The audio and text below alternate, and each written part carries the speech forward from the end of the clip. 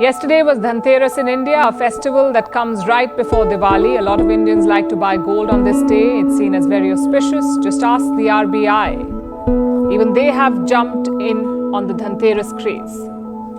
As you know, the RBI is India's central bank, the Reserve Bank of India. Yesterday, they revealed a key development. The RBI secretly shipped 102 tons of gold from London to India. 102 tons of gold. And this was not a purchase. This gold already belonged to the RBI. It was only stored in London. But imagine the logistics. Again, we're talking about 102 tons of metal, a bit like transporting 20 adult elephants over thousands of kilometers. So how did the RBI do it? Naturally, they have not revealed everything, but reports say special flights were chartered, security was stepped up, and once in India, all taxes and customs were waived. Overall, a successful mission. The RBI has vaults in Mumbai and Nagpur. Chances are the gold will be stored there. But why was this decision taken now? To answer that, we must go back to the 1990s when India was facing a financial crisis. It was running out of dollars to import goods.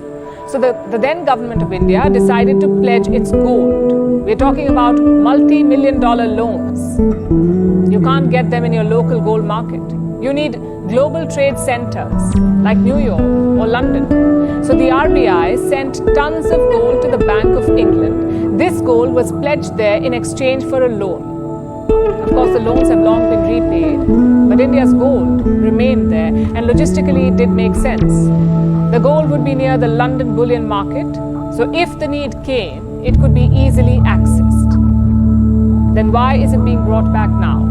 Well, because of two reasons. One, India's foreign reserves are very healthy now. They stand at $688 billion, enough to cover more than 11 months of imports. So the RBI is more confident.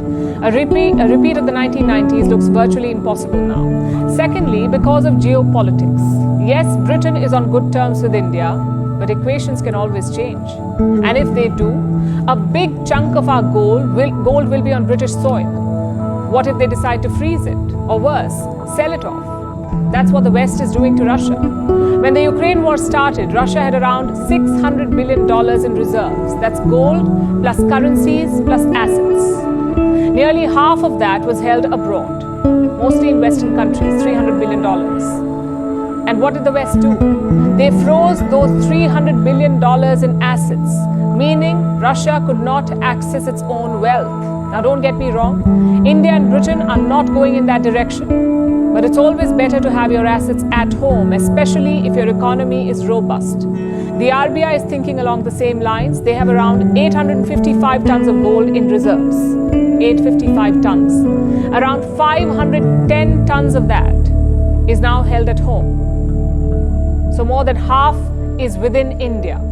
A similar operation was done in the month of May this year as well. The RBI brought 100 tons of gold from London. And now another 102 tons. Should we expect more in the future? Reports say the government is open to such operations, but not this year. And it's not just about repatriating gold, it's also about stocking up. The RBI bought 32 tons of gold from April to September. Gold made up 8% of the reserves in the month of March. Now it makes up more than 9% of India's reserves. So clearly, the Reserve Bank is on a buying spree. The question is why? Because gold is a safe asset. It is not volatile, it is reasonably liquid, and it can diversify your reserves. You may have noticed that in recent times. When there is a war or natural disaster, gold prices remain stable or they increase, which is very different from currencies or oil, which can go either way.